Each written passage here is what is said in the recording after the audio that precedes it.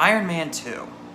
One of those movies that is very, very, well, I don't know if divisive is the right word to describe it as to how people feel about it. 10 years later since its release, it's viewed as not so favorably in comparison to the others in the franchise. I remember when I saw this in theaters in 2010, after the amazing experience that was Iron Man 1, a lot of people, myself included, were a little bit underwhelmed. And for a while, I viewed it as probably the bottom of the barrel as far as MCU films go. But now, 10 years later, having watched it, I would say it's fine. It's not a bad movie, but it does have some problems which I'll talk about. Now, if you're one of those people who's expecting me to rip this movie to shreds, I hate to burst your bubble, but you're on the wrong video. So with spoilers, let's talk about Iron Man 2.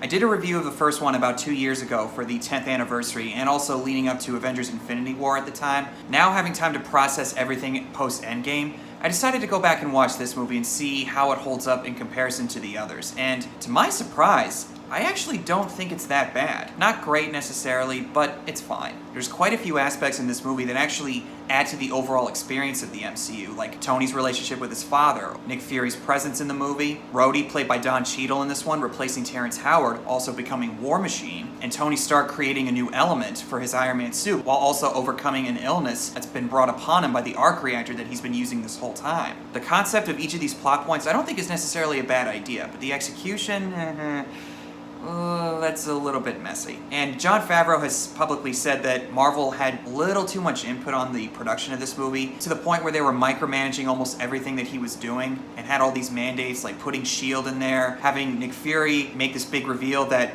Howard Stark was one of the co-founders of S.H.I.E.L.D., and it's treated like this big reveal, but it doesn't feel earned, because it just kind of is thrown in there saying, yeah, here's S.H.I.E.L.D. And by the way, Tony's dad was the co-founder of it. Surprise! And it makes you go, I'm sorry, what? But the plot of this movie is Tony Stark is now established as Iron Man to the world after his identity's been revealed. The spotlight's on him 24/7. The government is trying to take his suit in order to keep it from falling into the wrong hands. And also dealing with the notion that the element that's keeping him alive is also killing him, but doesn't share it with anybody except for Rhodey, who finds out at the party before everything goes down. That's a really, really interesting idea. It would have given the movie a really good sense of emotional weight behind it, just like the first one did. And it does get resolved, but unfortunately, due to the other stuff that plays in here, it doesn't quite feel earned, like I said, with all the other stuff going on. Then we have Mickey Rourke's character, who plays Ivan Vanko, who has a history with the Starks. His father, Anton Vanko, right? Anton Vanko? I don't know. Apparently he had a history with Tony Stark's father, Howard, selling secrets between the United States and the Soviet Union, and he defected to the United States, but then was deported back to Russia, which he ended up having Ivan Vanko as a son and being raised in a prison, just like Bane. Not quite the environment you want to raise a kid in.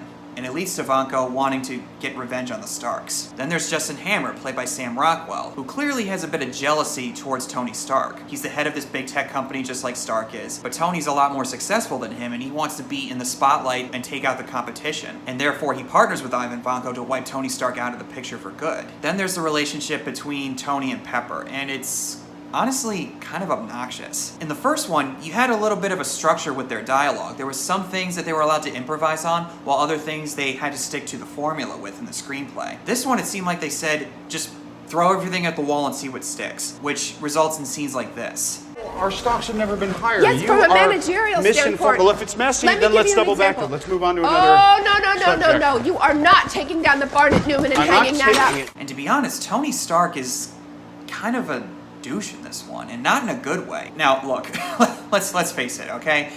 Tony Stark is a bit of a douchebag throughout this series, but you at least find him likable, and he's respectful, and he has a good heart underneath. And you see some of that in this movie, but there are times, though, where it goes just a little bit too far for me. It almost feels like after his arc in the first film, it's 2 steps forward, 3 steps back. But then he ends up going back to the way he was towards the end of the movie from what we saw at the end of the first film. Once he figures out how to create the new element after receiving the hidden message from his father that was recorded so many years ago. And that's a really great sequence where he learns how to create a new element reading the layout of that park in Flushing, Queens in New York City. We get to see Tony Stark's genius once again. Just like in the first film, you actually feel like you're smart enough where you can create something like that. I like it when a movie does that. And then you have Natalie Rushman, or as she's later revealed to be Natasha Romanoff, Black Widow, played by Scarlett Johansson. Since this year we were supposed to have the Black Widow movie, but due to COVID-19 that didn't happen. Hopefully 2021 we'll be able to get that finally. Besides the fight scene that we see at Hammer Industries,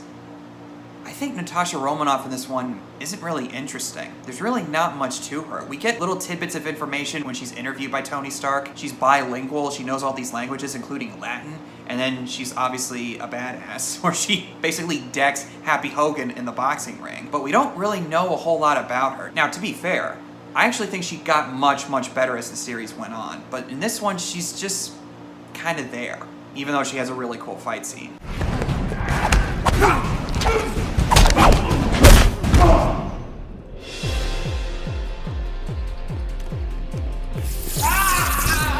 She can trick me anytime she wants.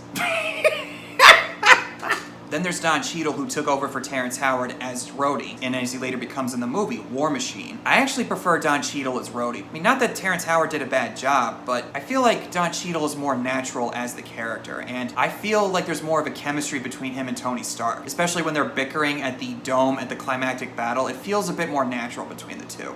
At least for me, it does. Maybe Terrence Howard, had there not been some kind of feud between him and the studios, maybe he could have made a really good go at it, but personally for me, Don Cheadle as War Machine. And I must say, the War Machine suit looks really cool. And Ivan Vanko as a villain, no, I'm not a fan. Mickey Rourke as the character, he's fine, but the villain is just so undercooked for me. You don't really feel like there's some kind of villain-hero dynamic between him and Iron Man. We get maybe one glimpse of that with the scene in the prison cell where Tony talks to him after he's been arrested. But other than that, you don't really get much else, and it just feels largely undercooked for me. And some of the scenes between Vanko and Justin Hammer, it just didn't work for me. It just felt odd for some reason. I didn't like it. No disrespect to Sam Rockwell, he does fine in this movie, but no, I wasn't feeling it. I know I gave a lot of criticism to this, but it's really not that bad. There are some good aspects to this movie. As I said earlier, with Tony discovering the new element for his suit, which includes the scene where Tony sees the hidden message from his father from many years ago. What is and always will be my greatest creation is you. Seeing that now post-Endgame and Civil War, it makes the experience even better for me. It showed pretty early on that maybe Howard Stark wasn't so bad after all. Robert Downey Jr. as Tony Stark is still really great as the character, and even in the scenes where Tony Stark comes off a bit unlikable, Robert Downey Jr. manages to make it at least a bit bearable, because then he goes back to the Tony Stark that we know and love by the end of the movie. Like with the first one and the other one, he's got some really great one-liners. Textbook narcissism. Agreed? Well, at least he admits it. And is showing off against the Senator, played by the late Gary Shandling, who tries to get the Iron Man suit from him. I tried to play ball with these ass clowns. F you, Mr. Stark. F you, buddy. And it's really sad that Gary Shandling passed away, because I would have liked to have seen what his character would have thought of Tony Stark's sacrifice in Avengers Endgame. Jon Favreau was really good, as is Gwyneth Paltrow. Sam Jackson as Nick Fury is Sam Jackson. You cannot go wrong with Samuel L. Jackson. Even if the movie's bad, he still makes it entertaining for me. Sir, I'm gonna have to ask you to exit the donut. You're Iron Man and he just took it? The little brother walked in there, kicked your ass, and took your suit. And Tony, remember, I got my eye on you. And Kate Mara shows up for a scene, giving a subpoena to Tony Stark. Watching this today, I thought, oh my god, Kate Mara was in this. Whoa! I didn't even remember that. And some of the action isn't too bad, like at the climactic battle when all the drones are flying after Iron Man, and the suit-up scene at the racetrack where he uses the armor from the suitcase, that part where he suits up and the music that's blaring right behind it. That was fantastic. Not to mention there's some cool Easter eggs, like Coulson finding the broken Captain America shield, which Tony uses to stabilize the pipe or whatever he uses, or Stanley's cameo as Hugh Hefner, and even the little kid with the Iron Man mask, who now is apparently a young Peter Parker, as confirmed by Kevin Feige 2 years ago. Not that it was really necessary, but personally, I thought it was kind of cool that they did that. And you also get a cameo from successful billionaire Elon Musk, who, for all intents and purposes, might as well be a real-life Tony Stark.